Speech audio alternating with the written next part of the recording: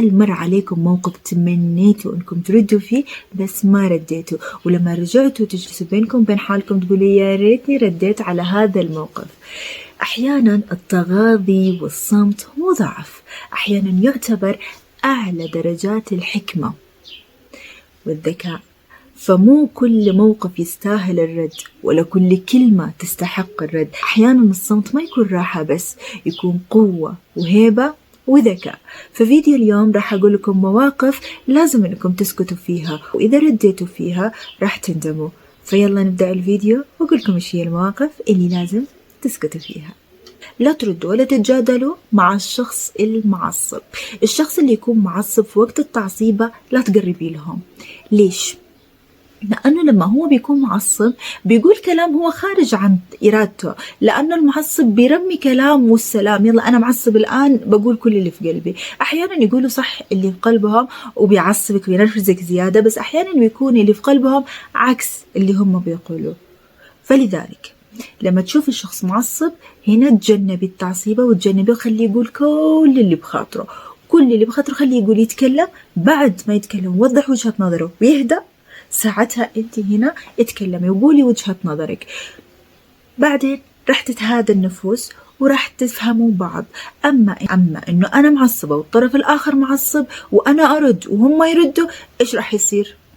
راح تزيد الطين بالله وراح نتصايح أكثر وأكثر، والمشكلة إذا كانت صغيرة راح تكبر، والكلام إذا كان صغير راح يكبر ويكبر ويوصل لمرحلة لما تجلسوا ويهدى الطرفين راح تجلس تقولوا لي أنا ليه رديت ساعتها، أنا ليه قلت كذا، أنا ليه سويت كذا. فعلشان نتجنب ليه وليه وليه وقت التعصيبة اسكتوا، لا تجادلوا، خلهم يقولوا كل اللي بخاطرهم، بس لما يهدوا ساعتها قولوا كل اللي بخاطركم علشان يفهموكم. بعض الأشخاص لما بنيجي نتكلم معاهم على نياتنا ونحن مو قاصدين شيء، ولكن كلامنا يكون طبيعي، يعني مو قاصدين انه نحن نسيء لهم او قاصدين انهم او قاصدين مثلا ان احنا نرمي لهم كلام، بس هم خلاص بيتعمدوا كذا انه هم يفهمونا غلط لانه هم حابين يفهمونا غلط. فهذولا تغاضي عن كل كلامهم واشتري راحة بالك ولا تردي عليهم، لأنهم هم أصلا متعمدين إنهم ما يفهموك. فهذول الأشخاص اشتري راحة بالك واشتري دماغك ولا تردي عليهم، لأنه لو وضحتي لهم 1000 مرة ما راح يفهموك. لا تدخلوا في حوار مع أشخاص جاهلين وعنيدين، هذول يعتبر الحوار معاهم عقيم. يعني مهما سويتوا ومهما كلمتوهم ومهما تحاورتوا ومهما وضحتوا لهم، هم كذا شايفين الموضوع عناد. أنا صح صح، لو قلتي لهم 1000 مرة تعدلي لهم غلط مو صح، هم عارفين أصلا إنه مو صح، وهم عارفين أصلا إنه هم على غلط، بس كذا عناد. أنا صح يعني أنا صح. هذولا كبري دماغك، لأنه لو تقنعيهم من الآن لبكرة الصبح إنه هم غلط، لا نحن صح، كذا ماخذينها عناد، مو ماخذينها على فكرة على صح، لا هم ماخذين الموضوع كذا عناد. أنا قلت كذا يعني كذا، خلاص توضحي لهم ما في أنا صح أنا صح أنا صح. هذولا تكبري دماغك واشتري راحة بالك ولا تردي عليهم، لأنه مهما رديتي ومهما انبح صوتك فهم شايفين نفسهم صح. فليش أدخل في حوار عقيم مع ناس جاهلين؟ خلي العناد والجهل لهم وانتي اشتري راحة بالك. لا تجادلوا الجاهل اللي كل همه ينتقدكم، فمهما وضحتوا له ومهما بينتوا له الحقائق هو داخل انتقاد، كذا داخلينها نحن حابين ننتقد، نحن حابين نضعف اللي قدامنا لأن نحن ضعاف، حابين نحشر أنفنا في حياة اللي قدامنا. فهنا يعتبر السكوت عن المنتقد الجاهل غنيمة. في مواقف تحصل لنا مع أشخاص كل همهم يردوا، طيب يا عمي يفهم؟ لا ما يرد. طيب تفهمين شي؟ لا أبرد، خلاص قفلت. يعني ما يفهموكم. الشخص اللي ما يسمع، يعني مثلا تحصل مشكلة بينك وبين حد فيجي الشخص الآخر ينزف فيك، طيب اسمعني أوضح لك أقول لك، ما في أنا قلت خلاص، طيب اسمع علشان تفهم. لا احنا مو حابين نفهم، أنا لا راح أسمع ولا راح أفهم منك، خلاص أنا مخي تبرمج على إنك أنت غلط، مخي تبرمج على إنه أنا مو حابب أسمع. هذولا والله لو توضحي وتتكلمي معاهم ما حد راح يفهم ولا راح يستوعبوا كلامك. ليش؟ لأنهم خلاص هنا قرروا أنهم هم ما يسمعوكي ولا يفهموكي. هذولا وفري طاقتك، وفري وقتك، واسكتي منهم. لا تتسرعوا في الرد على مواضيع ما تعرفوها كويس وما عندكم خلفية عنها كويسة. هذه المواقف ممكن انكم انتم من الحماس كذا تستنتجوا وتقولوا كلام انتم مع الحماس ينزل، يعني خارج نطاق وعيكم.